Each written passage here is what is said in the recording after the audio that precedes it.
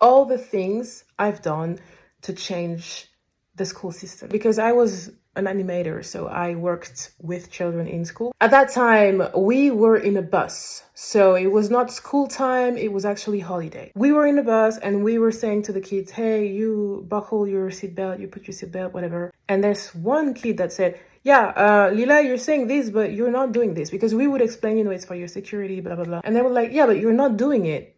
Right. And one of my colleagues started to say, yeah, but we're adults. No, actually, I agreed with the kids. It doesn't make sense, because we're explaining them that it's for their security. Therefore, they're just thinking, why you don't care about your own security then? Good question. So I cut my colleagues off and I said, you know what? You're right. And I buckled my mother effing seatbelt. Because they were right? But when I was a kid, I used to hear adults always right, adults know better. That's not true. And it's very dangerous to say this to a kid. Because I used to think that. And guess what? When I was 6 years old, I had a racist teacher. Guess what happened?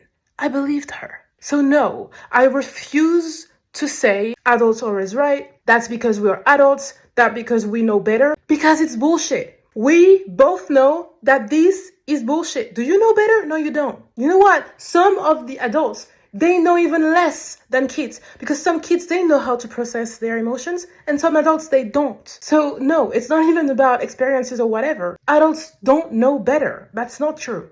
That is pissing me off to hear an adult say this. Truly, it is a trigger to me right now. I don't want to hear that. That's not true. I was a kid. I was believing that genuinely. And then I had a racist teacher. I went through hell. So be careful about what you say to kids, because they're going to remember that and they're going to apply that in their life. You might destroy their life, but for you, it was nothing. And for them, it was everything, because they're learning, they're growing. They're going to believe what you say. So be careful not to say bullshit.